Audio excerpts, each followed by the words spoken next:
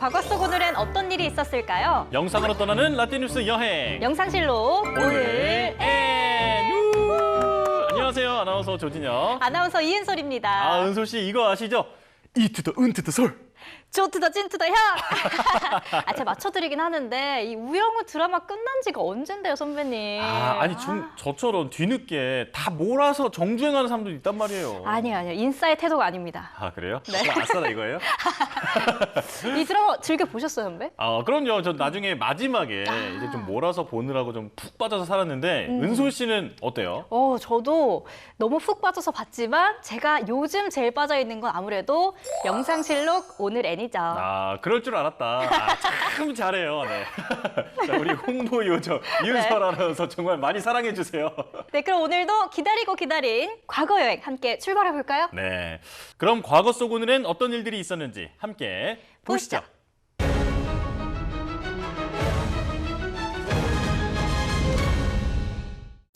1990년 10월 4일 한 이등병의 폭로가 세상을 발칵 뒤집어놨습니다. 국군 보안사령부에 복무 중이던 윤석영 이병이 서울 기독교회관에서 보안사가 정치, 경제, 사회, 문화, 언론 등 각 분야 주요 인사 1,300여 명을 대상으로 정치 사찰과 동향 파악을 하고 있다라며 관련 자료를 공개했는데요. 윤 이병은 증거물로 동향 파악 대상자 색인 카드 1,300여 장, 개인 신상 서류철 4개, 개인별 동향을 수록한 플로피 디스크 30장 등을 제시했습니다. 사찰 대상에 지금 우리가 알만한 사람도 있었나요? 맞아요. 많이 있었는데 당시 집권당인 그 민자당의 김영삼 대표 그리고 김수환 추기경도 포함돼 있었습니다. 그렇군요. 전국은 크게 요동쳤습니다. 방첩 활동이나 군 보안 관련 활동만 하게 돼 있는 보안사가 민간인을 대상으로 사찰을 한 것은 명백한 불법이었기 때문인데요. 사건에 대한 국민의 분노는 당시 노태우 정권의 퇴진 운동으로 이어졌고 이에 정부는 문책 인사를 단행했습니다. 뿐만 아니라 보안사의 명칭도 이 사건을 계기로 1991년 1월 1일 국군 기무사령부로 변경했는데요. 하지만 이후에도 민간인 사찰 관련 논란은 계속돼 우리 사회에 갈등을 낳았습니다. 그럼 이번엔 1979년으로 가보겠습니다.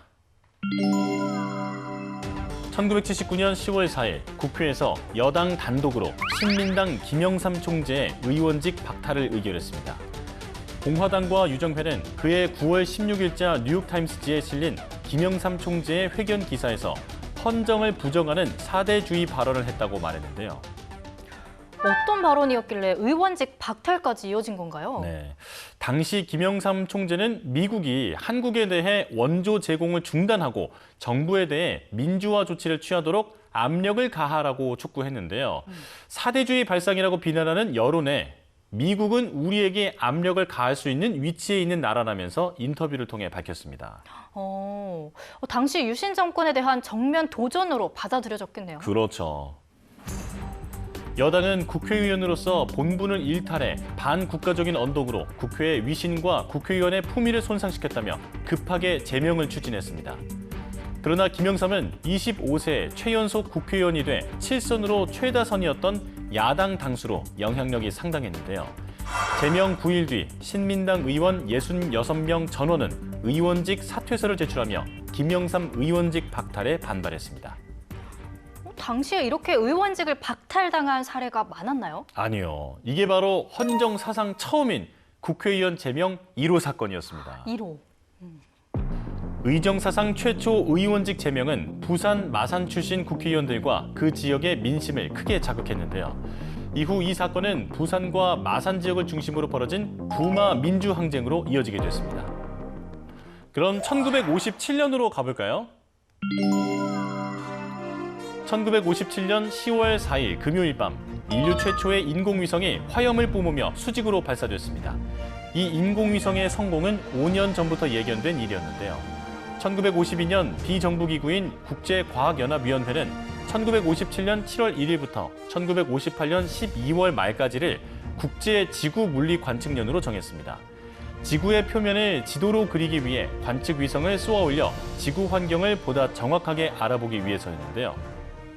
와, 각국의 기술력을 선보일 수 있는 기회이기도 했네요. 맞아요. 그래서 당시의 소련이 정말 철저하게 준비했다고 합니다. 왜냐하면 2차 대전을 종결지은 그 원자폭탄 기술 개발이 미국의 입지를 얼마나 드높였는지 소련이 너무나 잘 알기 때문이었죠.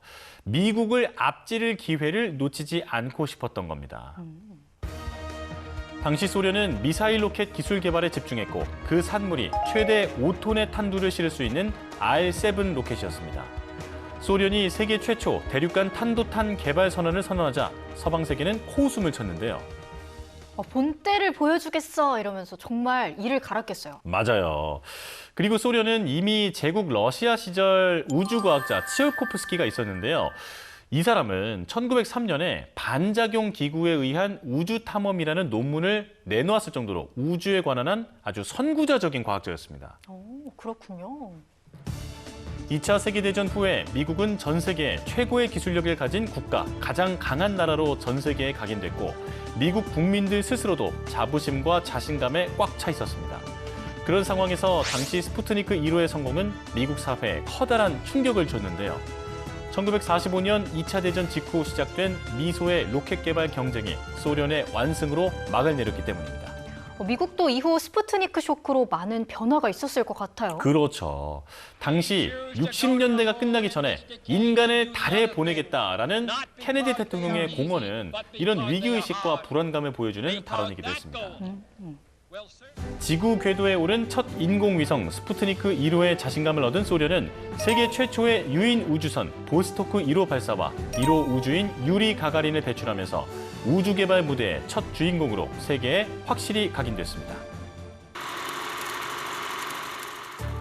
이뿐만 아니라 10월 4일에는 또 다른 역사도 많았는데요. 1959년에는 루나 3호가 발사돼서 세계 최초로 달의 뒷면 촬영에 성공하기도 했습니다. 달의 뒷면. 달은 항상 지구를 향해 같은 면만 보여주고 있잖아요. 그렇죠. 처음 보는 달의 모습이 당시에는 굉장히 신기했을 것 같아요. 맞아요. 이 달이 자전과 이 공전 주기가 같다 보니까 지구를 이제 이렇게 도는 거 아니에요. 예. 네. 그래서 뒤를 못 보고 있었던 건데 아주 미지의 세계였습니다. 그렇군요. 그리고 1883년에는 오리엔트 특급 열차가 첫 운행되기도 했는데요. 이게 세계 첫 대륙 횡단 열차 아닌가요? 맞아요.